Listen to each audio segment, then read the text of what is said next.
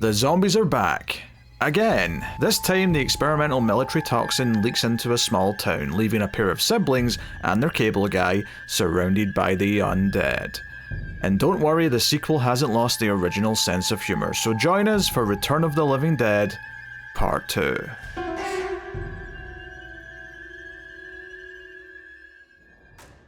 Welcome everyone to Screams After Midnight. I am Peter, and joining me as always is Tim. We're back. See, I'm so used to hesitating and not having anything to say that I'm caught off guard that you immediately had something this time. Well, I mean, you were nice enough to give me a little preamble, so I knew you're actually gonna, throw to me. What do you mean when I say welcome to the show that I do every single time? that part let you know. Yeah, okay. Look out for that in the future, Tim. I think it'll help you. Okay.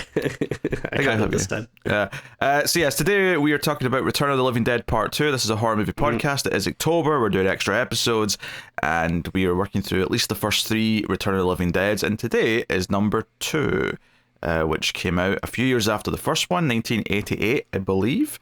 And I'll tell you this, I did not remember that 2 of the cast from the original movie are here playing different characters. I did like a double take when they showed up early on in this. I'm like, wait a minute, they were in the last one. Also, I never noticed the young guy from the first one who's also in this was Tommy from Friday the 13th Part 6. I was actually like, wait a minute, now he's got longer hair, yeah. I can see it, I can recognize him now. Wait, not the... You said the young guy. You don't mean the kid, right? Not a kid. No, the younger guy. The pair of returning characters. Okay. Yeah, I don't think I clocked that either. No, which is funny because we had a debate in the last one about another character being in Friday the 13th, right. And he was from Part 5, and you were arguing Part 6, and it did make me stop and wonder: did you mean him because he is from Part 6? But the one I was talking about was definitely from Part 5. No, I think, I was thinking of that same guy because I wouldn't have made the connection with this guy, but that is interesting.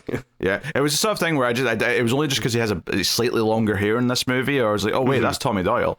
And similarly, there's another character in this who I didn't recognize at first, and then realized afterwards that it was Bobby from Twin Peaks. Oh, okay. The young cable guy. Okay. Wait, sorry. No, I'm just going back. You said Tommy Doyle?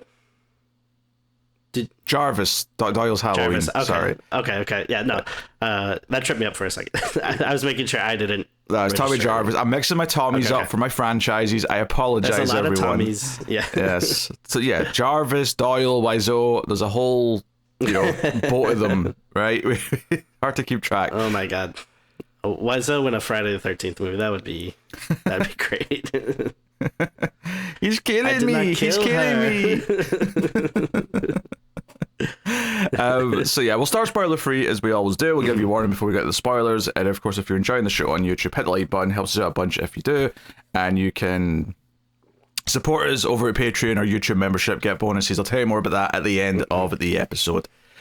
So yeah, I mean, this one's set in a small town.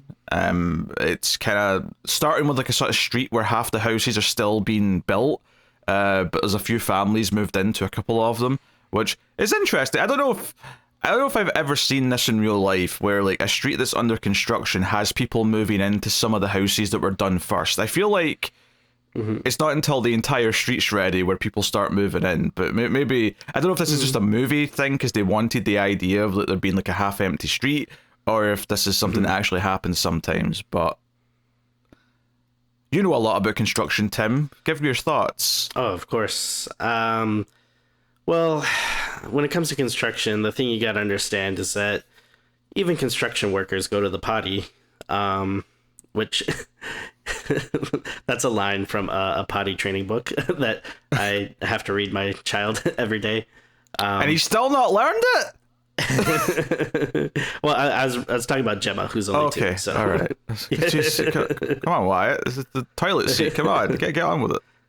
Oh yeah, he's good. He's wiping himself. He doesn't need help from anybody. Is he on the full size toilet seat? Or has he still got like a? Yeah, he still does a little kid one. Yeah, fair enough. I mean, if he's not tall enough for it, he's not tall enough for it. That's not his fault. Yeah, Yeah, you get like there's like little contraptions you can put on where they can step up to it, but then those are annoying because when I wake up at like 3 a.m. and I have to use the bathroom and I'm all groggy and I'm just like, what is this thing? And just tossing it to the side, like, get out of here. I love how you said contraptions as if the word step was that hard to conjure up in your brain. It's a contraption, yes, a step. Well, there's a bit more to it because there's like another littler seat on it, so it's like a step that's connected to a little seat that you put over the big seat, and that's a whole thing. There's more to it. Is it hydraulics? Is there like moving parts, like an Iron Man outfit where it goes and like forms over the toilet seat? I mean, the fancier model, sure. The fancier model. Oh, you cheaped out. You didn't get the potty Blaster 5000. You got the cheap 2000s. What a horrible parent you are. Yeah. Anyway, so I mean the plot is pretty similar to the first one in that the drum with the toxic chemical, but also a zombie. Why there's always a zombie in these chemical drums is another question entirely. But it falls off the back of a military truck. The movie does seem to like it doesn't say anything against the idea that the town in the first movie, and spoilers for the first movie if you've not seen it, just in case before I say this, but the town in the first movie was obviously nuked at the end of the film. Nothing in this movie disputes that, but the end of the first movie did also show that because they nuked the town, that all of the toxic stuff was going into the clouds and the rain was carrying it elsewhere.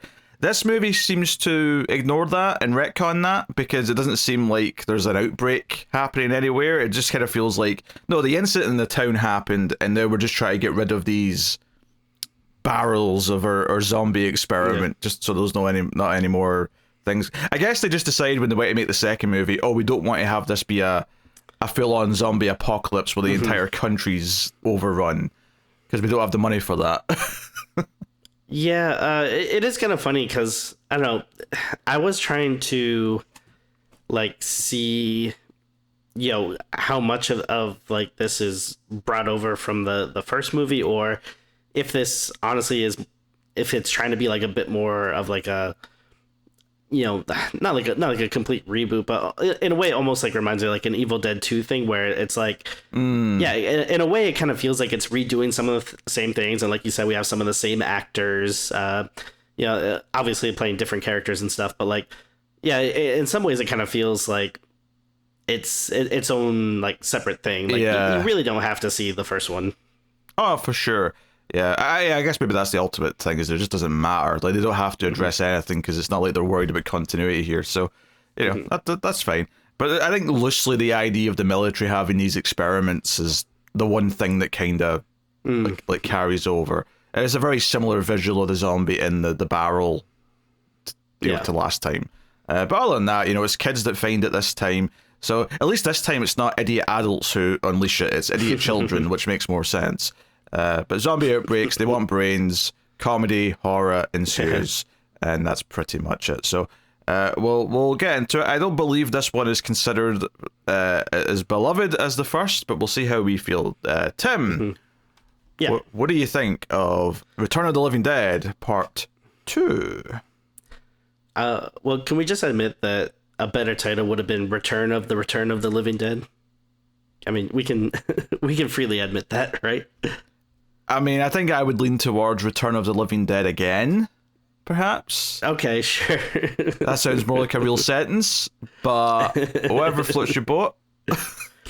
So this is an interesting one, and I think, we kind of briefly mentioned this in our review of the first one, but I actually saw this movie first. I have vivid memories of it just playing a lot on TV. I think it was like the Sci-Fi Channel that it was on or something. So this is one I actually caught like a lot as a kid, and then it wasn't until later when I went back and saw the first one, and it was kind of surprising to me because, like you said, I think, the first one is a bit more of the classic, and then this one is kind of like a bit of a step down. But since this was the one like I grew up on, I'd watched a bunch, I had like nostalgia for, I always liked this one a bit more than the first one. I think upon these rewatches and having watched the first one and the second one so close together, I do think I'm starting to see more what people are saying, and like, oh yeah, I do think the first one is a bit of a superior film, but I don't think they're far off. Like, if you like the first one, I think, this does a lot of similar things, and I mean, maybe that's a reason not to like it if it's like, too similar and hitting a lot of same beats and stuff. I mean, there's like a few things I would say maybe are worse done in this one, but I still think it's a lot of fun. I would say the thing I think this one maybe has over the first one a bit is I feel like there's maybe more depth to the characters. I feel like maybe because we spend a bit more time with them or get to know them, and they're not just these kind of like, punk like tropes for like, our main characters and stuff. Which, I mean, if you like the punk aesthetic of those guys, it might be lacking for this, but I don't know. I think the characters stand out a bit more for me in this one, but yeah, I mean, I think it's still a fun time. Like, it maybe a little, again, a slight step down from the first one, but I still like it. There's a few things here and there, like, I don't know, the kid does kind of bug me, and I don't know, that does maybe make it feel like it's trying to be a bit more, like, I don't know, less hardcore or something, like just having like, like, oh, the plucky kid in the cast or whatever, but that's not like a huge thing or whatever. Overall, I still enjoy it. Yeah, I mean, I was obviously a little bit more lukewarm on the first one. Like, it's still a fun enough time, but I wasn't, I'm not in love with it, and I don't love it as much as a lot of people in the horror community seem to. The second one, I think it is objectively a weaker movie for a few different reasons. One maybe is the plucky kid character. One is maybe like just the effects in general. The zombie effects just feel a little bit cheaper, I think, in comparison to the first one. Because we even get like I called him the VHS tape zombie because it looked like he was like, covered in VHS tape that was all wet. But we kind of get that again this time, and I just noticed that the face looked more like a cheap Halloween mask compared to like the zombie in the first one. So yeah, I think there's some objective things like that are a little bit weaker. Having said that, though, I do kind of like this one a bit more. And part of it, I think, is because it is a little bit stupid, and it does have, like the kid's bad acting kind of is a bit more endearing to me for whatever reason. Sure. Like at the start of the movie when he goes to like the kind of the bullies and he's like handed over a comic book that they've demanded that he give, and he hands them over an issue of Spectacular Spider-Man, and they're like, okay, you can join the club, and he's like, oh no, I'm not really much of I'm not a join type of guy. I'm fine. He's like, well, tough, we voted and you're in. Like, I don't know, like his delivery is so kind of like that stilted kid who's trying to act but doesn't sound remotely like a child anymore, or even like an adult, really, to be honest. He sounds like some weird amalgamation of the two, and I don't know, I found that a little bit endearing. I think the other thing for me is just I kind of like the setting of this one a little bit more because there's a bit more variety. There's they go around the town a little bit. There's different parts of the town. There's a house, there's a hospital, there's a power plant kind of thing. Like there's a variety to the locations that I think make it a little bit more entertaining. Having said that, though, it's not like I'm going to be rating this super highly. It's still it's not like a great movie or arguably even a good movie. It's a very watchable 80s silly zombie movie that I think I'm probably rating it at the end probably quite similar to the number I gave the first one. So to me, I think people, if people think I'm overrating this one, I think it's more that I'll be underrating the first one for what most people think it is, rather than me shooting this one up super high, because I don't think it is that great a movie either. It's just kind of it's harmless, silly fun, and again, good background movie. You put it on while you're doing something, so I'll pay half attention to it. One of those. Yeah, absolutely. I do agree with what you said. As like, I wonder maybe if it's just a cheaper budget, or maybe the director, because it's not Dan O'Bannon again. I don't believe is I think it was someone else. No, for this one. No, the effects though, I would maybe put more on just whoever's doing the effects rather than the director. So I'm going to assume it wasn't the same team or the same person who was behind the effects. Yeah. Oh no. Yeah, I agree. But like, I don't know. I just think overall the quality just seems to dip a little bit. Like, yeah, like I don't think it looks as good. Also, I don't think the music was as good. Like, I don't know, there were times it just felt like I don't know. Again, it was I don't know, just like kind of having this like kind of I don't know, like sometimes it was like a twinkly like I don't know sitcom music or something that was like yeah, this is kind of take me out a little bit. Where again, the first one I feel like had more of like a again that kind of like I don't know, like trying to be like punk rock or something like sound and look to it. Which yeah, I mean I don't know if this one they were trying to go be like a bit more family friendly or something, which maybe sounds like kind of crazy, you know, for a movie about flesh eating zombies and stuff. But I mean, if you think about it, like I feel like there's not as much gore. There wasn't any nudity as opposed to like the first one where you just had like Linnea quickly just dancing around topless. So I don't know, maybe if they were trying to go for like like something like kids will want to see too or something. But yeah, I mean, like everything that I say, like I'm not trying to say like, oh, this is such a huge step down. This one sucked, blah, blah, blah. And like, no, I think it's like a little less than the first one, but I think it's, on a very similar level. Like, I wouldn't, put them that much different, from each other. And it's one I still have fun with. Yeah. I think,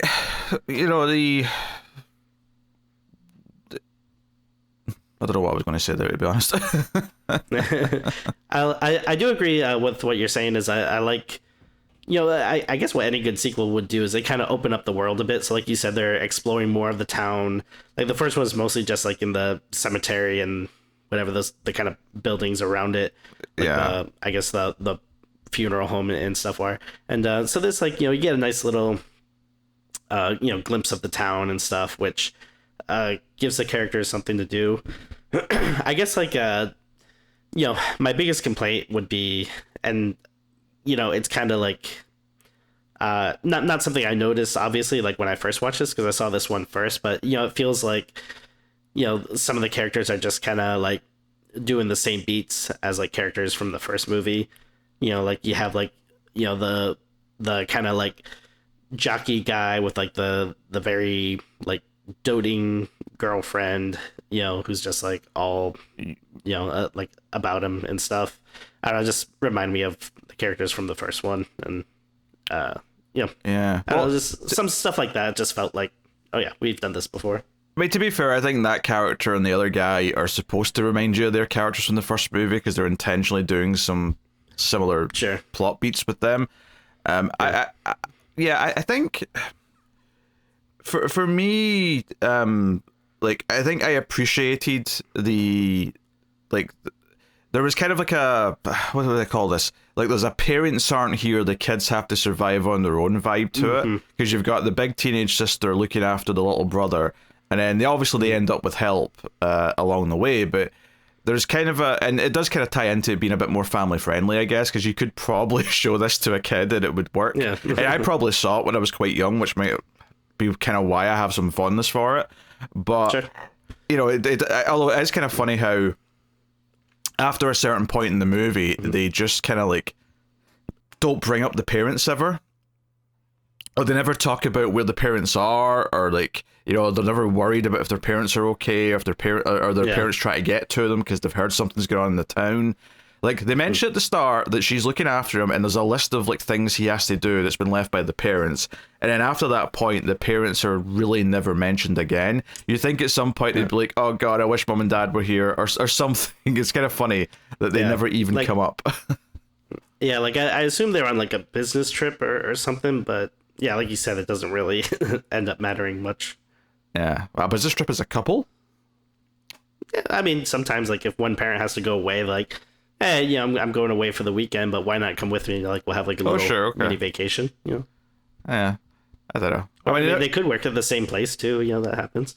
Yeah. I guess I just assumed it was more of a romantic weekend, or maybe some family members getting married and they're not dragging the kids to it. I don't know. Sure. Anything.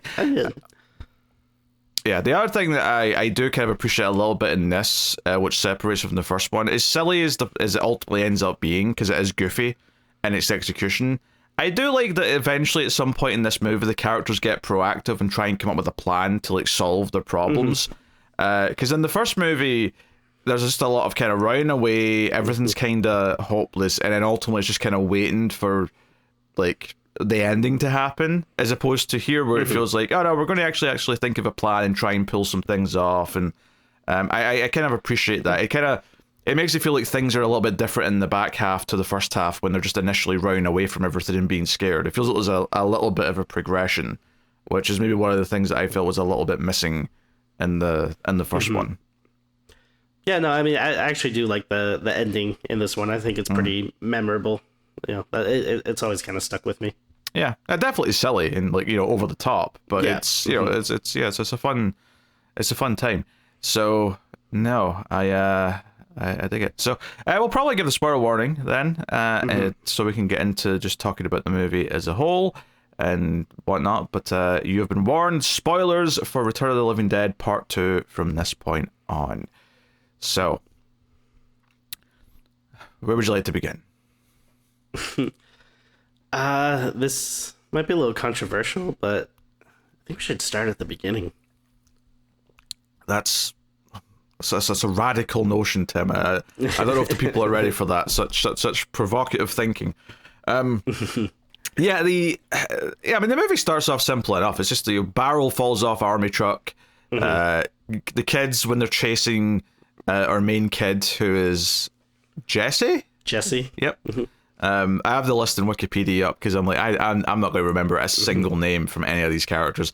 But Jesse like gets chased down into this little sort of like sewer entrance, and that's where this barrel's fallen down into. And I think the thing that got me about these two bully kids, now one of them just disappears, right? Because they both get infected with the thing because they're the ones that break open the barrel. But one of them just disappears, and then the main one is the one we see, you know, be sick at home, and he's gradually turning into a zombie, just like the guys in the first movie did. But I think the thing about him that stuck out to me the most is how he kept like grabbing Jesse and being like, "You better not tell anyone about this." But he's saying it when like, you've not done anything yet, though. Like not tell anyone about what? That there's a barrel here? Like, do you want to keep it for yourself? Like, I don't know what you're saying. Why are you threatening the kid not to tell about anyone anything? Yeah, I mean, maybe I'm just doing like a, you know, bit of a closer, you know, watch for the podcast or whatever. But this was the first time I was watching this, and the opening was just sticking out as being like kind of weird to me. Like I feel there's like a lot of like stuff leading up to it that we just don't really see, because even the beginning is kind of weird when it's like, oh yeah, he's going to get him a comic book, and it's kind of like, wait, why is he getting him a comic book? And then, you know, they're like, all right, you're in the club, and then like, oh, this was like an initiation thing, but he doesn't want to be in the club. Like, I don't know, it's kind of weird. I'm like, I don't understand, like, do these bullies like him or not? Because yeah, it seems like they're bullying him, but also it's like, well, they want him in his club, I guess. Well, no, because I think the club is clearly bullshit. I think it's just like, no, we want to take you somewhere as an excuse to torment you and make you do something bad. You know, like I think it's definitely just bullying, right? The club is just a mirage. Yeah. It's just something they're using. I don't know. It just seems like weird to me. Like when I think of bullies, you know, it's like, all right, you know, give me this thing, or, you know, like it usually isn't like, let's take them to a second location, you know, which is like obviously the number one rule of bullying. If they ask you to go to a second location, you know, make sure to say no. But yeah, it's just weird. And then, like you're saying, it gets even weirder when all this stuff starts happening, and they're like, yeah, don't tell anyone. And again, it's like, well, nothing's really happened yet. Like, you don't know that it's like, you know, zombies and stuff. Like, I don't know, there's nothing weird yet. And it's not like he's infected at that point either. So it's not like he's saying, hey, don't tell anyone. No one better know that I got infected or whatever, or anything like that. Right. And even when Jesse goes to his house to try and see if he's okay later, and he goes up to see him and he's lying in bed, he still grabs him and is like, you better not tell anyone about any of this. And I'm like, I feel like at this point you should probably want to tell people you're clearly sick. Maybe they can help you if people know that you've breathed in something toxic. But yeah, I don't know. And it's not like just going to a cemetery isn't illegal or anything. Like, you know, maybe if they were grave robbing or something like that, like whatever would characters. make you think of that very specific crime, Tim? What possibly could be making you think of that? That's strange. I have no idea. Yeah.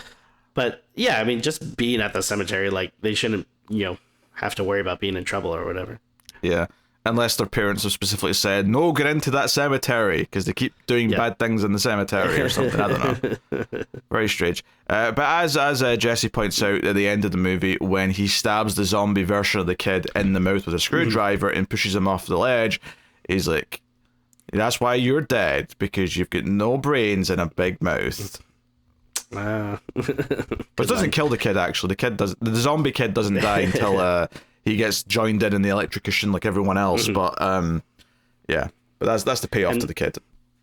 And it's a nice little runner too. Like I like in a zombie movie when there's like one specific zombie that keeps coming after the characters. So it was kind of nice because like obviously he's a zombie that like wants brains and stuff, but he kind of has like this like revenge streak too, where he's like following the one character. So that was kind of a fun thing. Revenge is a funny word for it. Like, what's he getting revenge for, Tim? Well, maybe he thinks he told someone. I told you not to tell someone, so I'm coming after you, even in death. I'm going to eat your brains, Jesse. Yeah. So signature 80s trope here. Jesse's big sister, when we first meet her, what's she doing, Tim? Would be aerobicizing. Was that the exact term? I mean, I would have just said aerobics, but sure, yeah, aerobicizing if you want to turn it into a full-on verb. But I'm not sure if that's a thing like people still do, because like I was looking at it, I was like, I could probably do these moves. Like this seems like less intensive than like, I don't know, whatever bullshit you have to do when you go to the gym. It's probably not the exact same. I imagine there's still some stuff like this, especially for older people. But I mean, if you think about it, it's just the same type of exercise as dancing would be. You're just dancing, effectively. Okay. So you telling me I should get my groove on? Yes, Tim, I'm telling you should get your groove on. Ideally, a cat out. Say something interesting. I'll just start coughing. So basically, kind of our next big thing from here is we have our other group of characters that are arriving at the cemetery, which is I'm forgetting the name, but it's like the older guy, Ed, and then the younger guy and his like redhead girlfriend. And again, it feels like they're trying to mirror stuff from the first movie, where you have like a girlfriend who's waiting on her boyfriend who has to do this like job like near a cemetery. Yeah, well, let's not gloss over what the job is, Tim. Come on. Oh, I'm getting to it. I mean, well, honestly, I'm not okay. I forget if I missed something, but they're basically taking like skulls from the cemetery, which very obviously is without permission. I forget if they said exactly what they're using the skulls for. Like, they say like they're using it for like, I don't know, like like just people that want them for whatever type of practices or something. I don't think he gets into the nitty gritty of it. No, he's just he does insist though that they have to be buried first, and to which Tommy Jarvis says, "How would they know the difference?" And he just turns around and says, "It would be dishonest." Yeah, and then. And then like when he starts taking the ring off the corpse, that's when I forget the guy's name, so I guess we just call him Tommy. But like that's like a bridge too far for him, which is kind of weird because it's like you're okay with the skull first, but then once he actually starts taking the jewelry, like that's a bit too much. But then he dangles the bracelet and says, "Hey, I bet that girlfriend of yours would like this." And he's like, yeah, all right then, give me it. She has been wanting a bracelet. And it's kind of funny because it's like he seems so disgusted by this, but then what did he think the job was like going into this? Also, I forget if they mentioned like, but how the hell does he know this guy? Like, did he just take out a want ad or? Well, I think there's an implication because when he gets him to hold the bag open for the head, he says just like at was it the store? Yeah. So I think he implies that he's a bag man, at a store, which I don't know if he means like a supermarket or if something more specific. But I assume he works with them in like a regular day job, but this old guy's like, you know, he's got this side gig where he goes and gets skulls for sickos. So he was like getting his groceries and he saw the kid open the bag and he was like, wait, do that again. Like, you got something, kid. Can you want to drive me to the cemetery? Yeah, I'll pay you $100 for the night. What are we doing? We're stealing heads. I'm in. Yeah, although they actually don't take heads from anyone that's actually buried. They go into the crypt area and start pulling out coffins from there. That's where all this is happening. I noticed that. I clocked that too, because they make such a big deal about, no, they have to be buried. I'm like, does that technically count as being buried? Like, I don't know. They were in a coffin. It's close enough. So there's a couple of amusing bits here where he's like, do you want to have some dinner, kid? My wife made some sandwiches, and I love the idea that his wife has made him sandwiches for his grave robbing side job. Does she know what he's doing with his spare time? Who knows? But either way, obviously once the canister's been opened, the mist spreads to the cemetery and it spreads into this crypt. So much like their characters in the first movie, these two are going to they're going to be running around like everyone else at first, but they're going to slowly start to turn into zombies throughout the course of the film. So that's almost like a running gag, is that these two are going to turn over the course of the movie. And I will say, I reached a point where I just started getting so frustrated with these characters, because it gets to a point where every time you see them, they're just like screaming like, oh, like, it hurts, like, they're whining and stuff. And I was like, after a while I was like, oh, just turn into a zombie and kill them, please. No, I get it. Once the zombies are up, though, and they eventually see some zombies, the girlfriend comes wandering into the cemetery. She sees the zombies, and they all go running. And when they do go running, they eventually get to like the little neighborhood that the kid lives in, and like everyone kind of coalesces there a little bit. And by this point as well, our cable guy shows up, Bobby from Twin Peaks, whose name is Tom apparently. And this, I couldn't have told you that if my life depended on it. Yeah. But he clearly's into the sister. They point out that he just graduated high school a year ago and she's still there, I guess. I assume a senior. Who knows? But whatever. And I don't really have much to say before things really kick off, but obviously once the zombies are around and they're running away, they're breaking into because at a certain point the trio of characters, the two guys and the girlfriend, like try to ask for help at a couple of houses and then eventually steal the cable guy's van, and they end up, and the kid's actually been quite smart. Jesse has actually went back down to the barrel. He put on like a sawdust mask to sort of protect himself from anything he might breathe in. Not exactly the most like efficient way of doing it, but he was at least thinking about it. He went down to the canister to get the phone number, because just like the first movie, the phone number to call the army to say, hey, we found one of your canisters is here. And he's actually calling it, he's getting the number in, and they've taken his name, they might have gotten his town, but they probably have actually, given that we find out later the military's already evacuated the damn place by the time we get to the third act.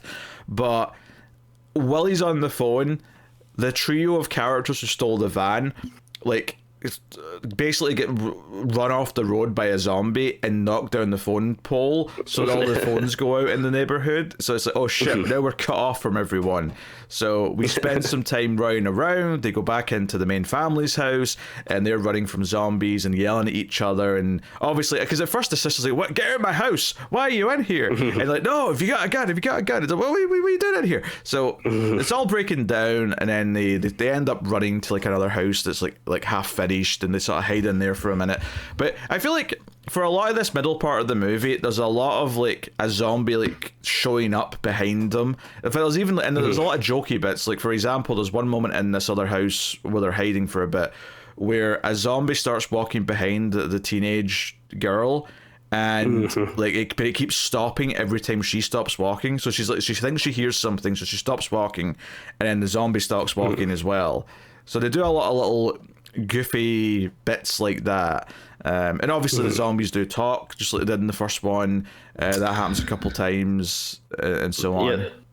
Yeah, there's a one really early on, which I forget who it is. Maybe the sister like stabs the zombie with like a screwdriver, and then like it just has the weirdest voice that like you wouldn't expect from the zombie. It's like I don't know, this like southern twangy voice or something where it's like, "Get that damn screwdriver out of my head," and then weirdly like they cut back to it at the very end of the movie. Like why? I don't know. They must really like this voice or whatever. They're proud of their southern zombie. I don't I don't even know if you'd really call it southern, but I guess I don't know. There's just like I don't know. It just I don't know, seems so weird. There is someone credited here as high pitched zombie. That's probably it, I would assume. Yeah, and it's like obviously the zombies talked in the first one, but it was more of that like guttural kind of what you would expect, where they're just like brains like. Ugh. This one is like it feels like it's just full on like doing jokes, like hey, how's it going? How we're doing tonight? Like, yeah, I mean to be fair, there was that one scene in the first one where the one kind of lured in like more cops, but using the radio. Right. Yeah. Yeah. So they did at least form a sentence at the very least. So yeah. It's not that far out of the realm of what the first movie was doing, but yeah, they're definitely doing a lot more silly stuff in this one, and a lot more. And the zombies are smart again. There's a bit later on where the kid zombie like gets behind the fence and hits the button to let all the other zombies in. So there's lots of other little things like that where they're kind of working with some intelligence. But I think for me, where the movie kind of picks up a little bit. And obviously, yeah, there's some fun stuff here. Like the kid zombie ends up biting his mother, and then the dad of that family goes out with his gun, starts shooting zombies. He gets killed. So there's a lot of stuff going on here. But for me, where the movie picks up is when they kind of run to a house and they interact with this old guy who later on turns out to be a doctor. But he's kind of like not quirky. That's not the right word. But he's got like a kind of a like curmudgeon-y attitude, and he really likes his car. He's fun. He has like he kind of seems like a little chill with everything that's going on. Like he never seems to be freaking out as much as the other characters does, and he always has kind of like a little sarcastic kind of line or something. But he's fun though. No, he's fun. I think one I liked, like he kind of spiced up the group a little bit because he was so different to everyone else. And then he didn't really know about the zombies at first. And then even once he did start seeing zombie stuff, like seeing like heads move and like because when they first drive out of the place, they end up there's a zombie on the top of the car on the roof that's kind of there quietly, and we get like a whole scene where it's sticking its hand in, and then they roll up the window, so it's just the hand on its own. They're kind of throwing it around like, oh, get it away from me, doing all that kind of very comical, very silly. But I think this is where the movie for me takes a nice turn, because I think after this point I kind of like the progression of the movie, which is ultimately they get to a hospital, and by this point they're seeing that the two guys are starting to look really rough, like there's something wrong with them. So this is actually where we find out the old guy's the doctor, because he comes out and says, oh, you need a physician like me, and he starts like pulling out his stethoscope, and he's doing whatever, and he comes to all the same conclusions that the paramedics in the first movie came to. Is like, yeah, they're dead, you just got nothing going on, and the girlfriend won't accept it, just like the girl in the first movie. And all that. Meanwhile, the others are sort of wandering around the hospital looking for stuff and trying to, in fact, there's even a bit where I think Bobby drives around looking for just anything, like anyone else, because him and the teenage sister are like, are we noticing that there's no one else in this town? So you get a little bit of a cool atmosphere as they're realizing the entire town's been evacuated. Because it's not too long after this we actually see like a little military jeep, and the soldiers are talking about the fact that they've evacuated. But we just have the characters kind of notice, wait, why is it so quiet? Where is everyone? Somehow they evacuated this whole town and didn't get to them, and maybe that's why they set their house on this street that's not finished yet. Maybe it's like, oh, you could buy the military might have missed this because it's not really like a populated area yet, other than a couple of families that have moved in. So that's why they never got to them for help. Because it turns out now that they've evacuated the vast majority of people, they've got like a strict, no, we're not letting you out policy. Because once the doctor said the two guys are definitely dead and we should probably like trap them somewhere, the girlfriend takes them out to the car and steals the car, and they try and flee the town on their own. But when they get to the border and they get to these military, the military like you hold them at gunpoint. But this is when the two guys turn into zombies, and the old guy gets like just the old guy turns into a zombie here, but he gets shot to hell by the military, but he's still moving. He still gets back up. One of the soldiers dies, but the girlfriend and Tommy run off, and then he turns into a zombie and chases her, and that's kind of the end of their plotline, really. Which, I have to admit, I probably enjoyed the movie a little bit more after they were gone. And it's not that I didn't like them, but because it is just doing like a sort of running gag of we did this in the first movie, it was kind of nice just to be away from that and just like, okay, let's go to the characters who actually might try and think of a solution, might try to think of a way to get out or whatever it is, Oh yeah, totally. Yeah, like I said, they were kind of starting to grate on me with just like all their moaning and stuff that I was kind of happy to be rid of them. I do kind of feel bad for the girlfriend character, because she's just, it's kind of a funny scene because it like plays out like, the kind of scene you would see where a boyfriend's trying to like pressure, their girlfriend to like have sex or something. But in this case, it's like eating, your brain, which is just kind of like weird. But I do feel bad for her because I was like, like you could have survived this. Like, you don't have to listen to your boyfriend. But I don't know if she was just so like fed up at that point that was just like, all right, fine, whatever. Nah, she's doomed. She's doomed, I'm afraid. Because the other characters do get some guns. They break into like a house that has like a gun rack. And the kid does grab a handgun behind the other character's back, so he's got one too. And there's another scene at the hospital before they leave the hospital where they do encounter a zombie, and the kid's like on his own with a zombie and shoots the zombie, and then eventually the sister has to come in with her big giant shotgun. Because they kind of there's a throwaway line here when they get the guns where like the Bobby character says, "Hey, did you know how to shoot that thing?"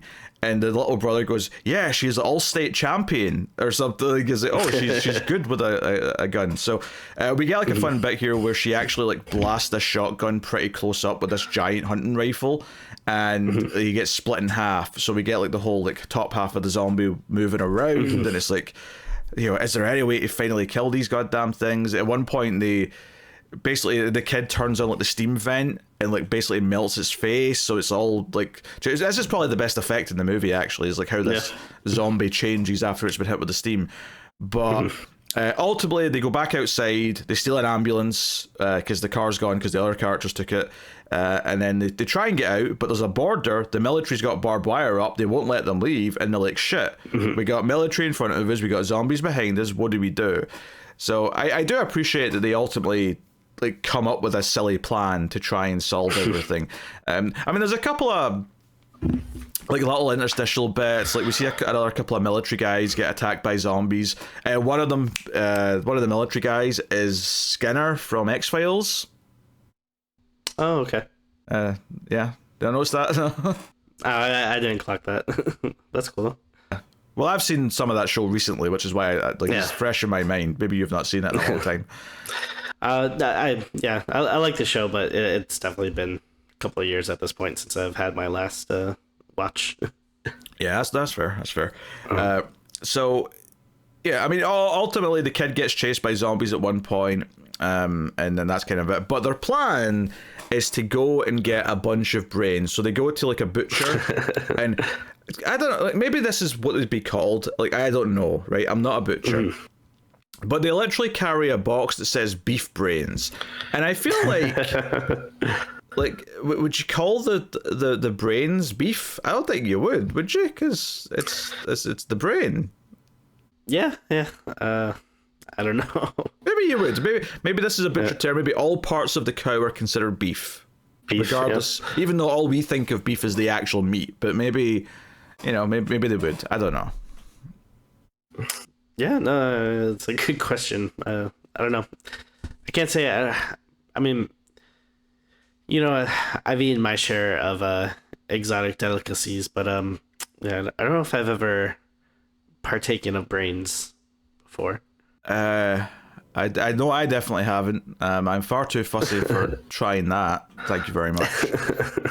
But yeah, they basically do a whole thing where they're driving like the meat truck down the street, and like the old guys at the back throwing out brains. And part of why I like this character is that he's not just throwing out the brains; he's announcing it like he's like a salesman. He's like, "Get your brains for everyone," and he's like doing it the entire time. He never shuts up, and I actually think it's quite funny because he's like, it's a fun scene. Yeah, he's putting on a character. He's not just throwing it out there. But all of this is to lure all the zombies to a specific location, which turns out to be the power station in town. So they go in there, and their whole plan, they shut the gate so the zombies can't get in right away, and they start like exposing what they turn off the power, but they start exposing wires and putting them in all the puddles. So clearly their plan is to lure the zombies in and fry them all, and maybe that'll work. So that's what the goal is, and it's they're setting things up. It's going okay. The kid zombie though sneaks in through the fence and is able to open the door a bit early, so they end up in a bit of trouble, and there's a lot of hiding in the truck. The main kid has to drive the truck at one point to save the other two who are hiding in the truck because they had to run from the zombies. This is where the zombie kid comes and attacks him, and he ends up almost killing him too. And the old man's up in the control room just waiting for the call on the walkie-talkie to turn on the power. And there's a whole like side bit here with him where he's like found a bottle of booze and he's like, "Oh no, I shouldn't. No, I should. No, I shouldn't." And I'm like, there's like a little bit left. I feel like you're not going to get so drunk you won't like flip the switch properly. I feel like you're not in danger of like becoming like unable to help with the plan. Take a swig. It's fine. I approve. It's okay. But yeah, I mean, honestly, there's not too much to say here. There's obviously a couple of fun bits. I think the thing that sticks out in your head the most probably is when they do eventually turn on the power. It's very comical, like all the lighting effects, like all these like electrical lines going up and down all the zombies.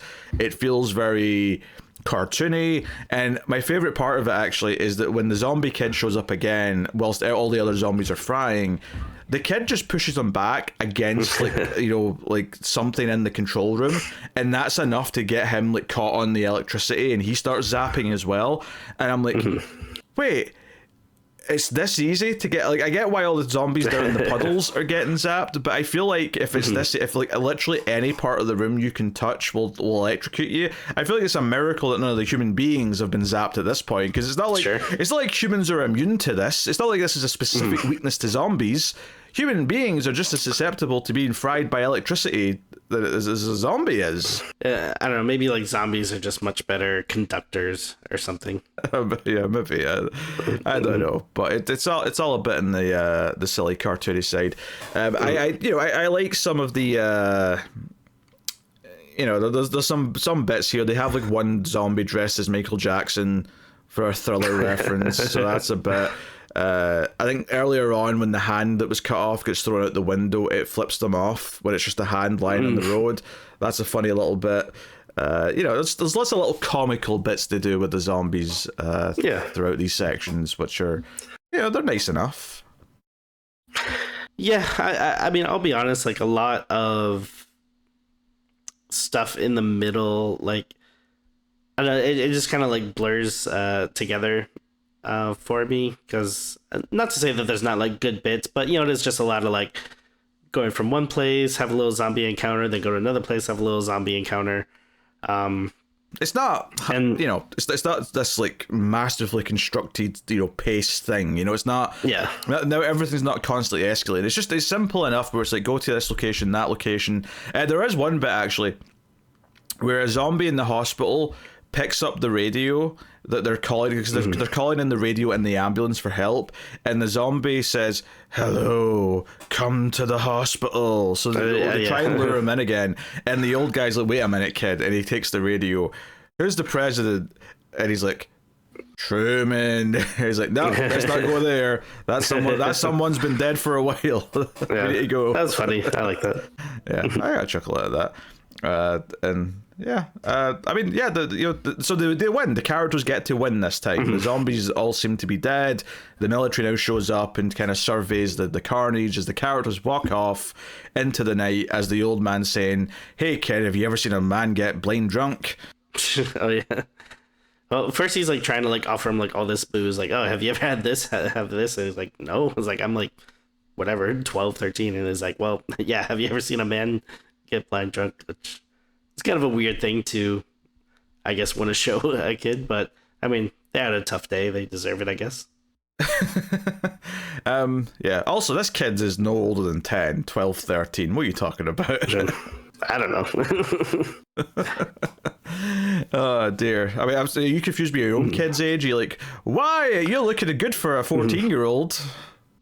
I only know, like, I can only tell ages up until what my kids' current ages are. So I can see if someone's like, oh yeah, like 4 or 5, but after that, I don't really know until they reach that age. So I'm like, oh, okay, this is what, this age looks like or acts like or whatever.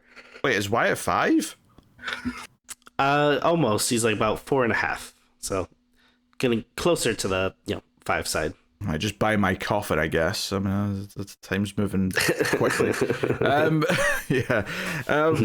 Yeah, it's a fun movie. I mean, it is a little repetitive. Like, I think that's kind of what you were getting at there, is that it's, they run to a location, they encounter a zombie, they'll have some silly effect, whether it's like a zombie being cut in half or a zombie's face being melted, and then they'll run away again. It was frustrating me, though, that for all the shooting they were doing at certain points, it felt like they never tried shooting them in the head, which, admittedly, I don't know if the zombies in this universe would die that way, because the first movies made them seem pretty indestructible, but, I was like, at least try the head. Like, clearly shooting them in the chest isn't working, so, maybe go for the head. Keep them all separate.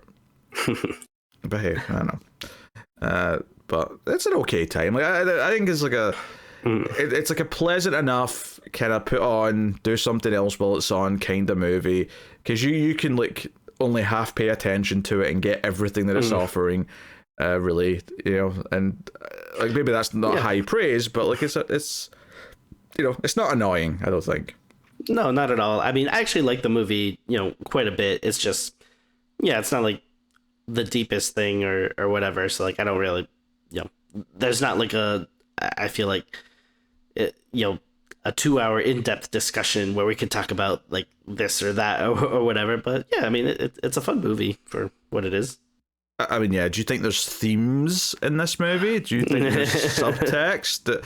And, the characters are a bit more varied than the first movie, which I appreciate, but they also, it's not like they're that deep either. It's not like they set up a good brother-sister relationship where because, a slightly better version of this would be, the sister hates her little brother, but then ends up going out of her way to save him later on, and it sort of like makes them bond more as siblings, where she's like stepping up as kind of a parental figure for him. There's nothing like that in here. Like, they barely like have a moment together, really, other than just the odd like do what you're told, you little shit kind of thing.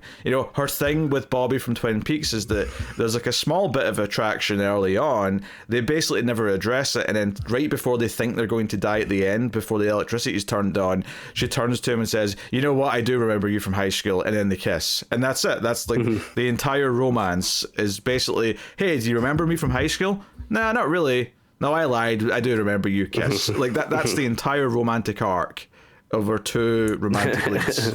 I mean, it's always funny to me in movies, because it's just like, yeah, you're both attractive. You're gonna kiss anyway, so just like get it over with. Like, you're wasting our time.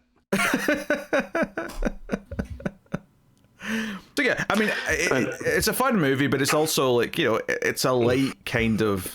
Yeah, I always feel bad when we have a discussion about a movie like this where there's like almost just not that much depth to really dig into and talk about. It's pretty fluffy, it's just a light bit of entertainment, and that's okay, but that's all it is. I mean, I love it. I wish we could do, every episode. It's just not having much to say, and we're done in like 30 minutes, and that's the dream.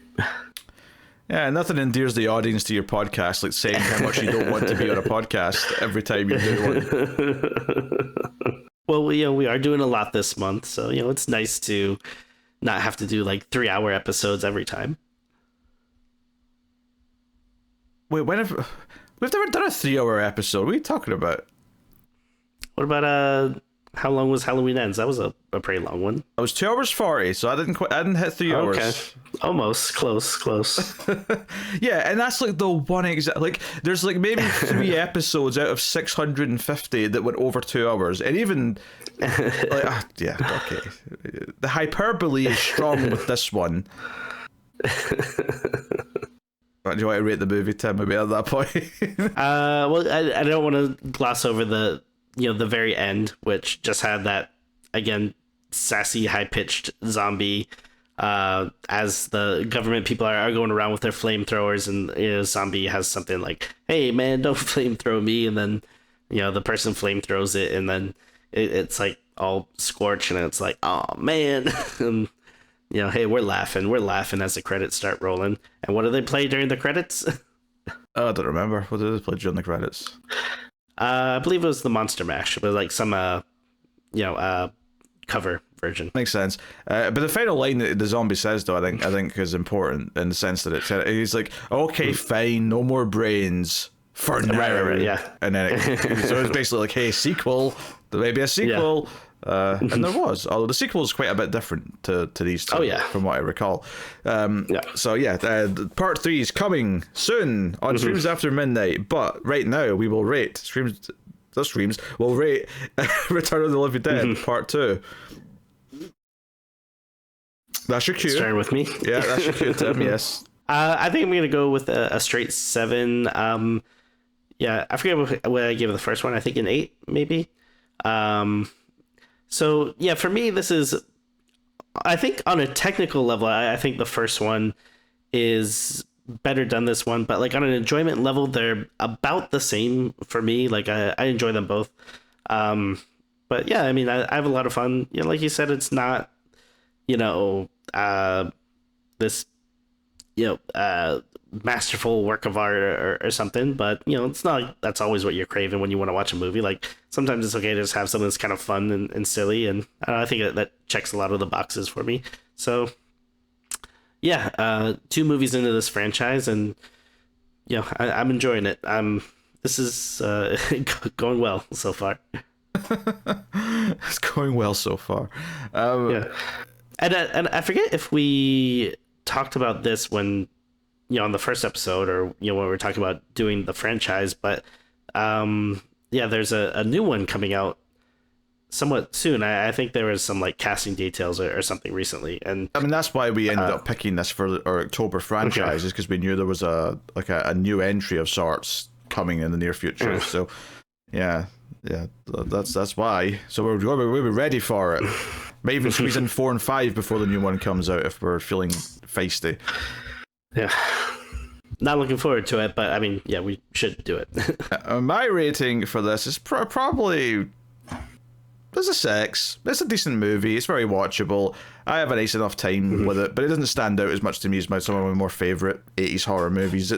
But it's pleasant, and I'm not mad at it. I don't think there's anything to be upset about with it.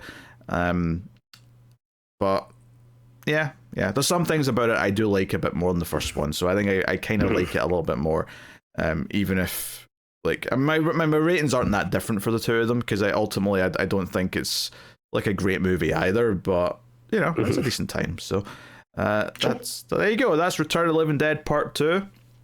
We'll have Part 3 soon. We'll have something else next in a few days' time on our next Octoberthon episode of Screams After Midnight.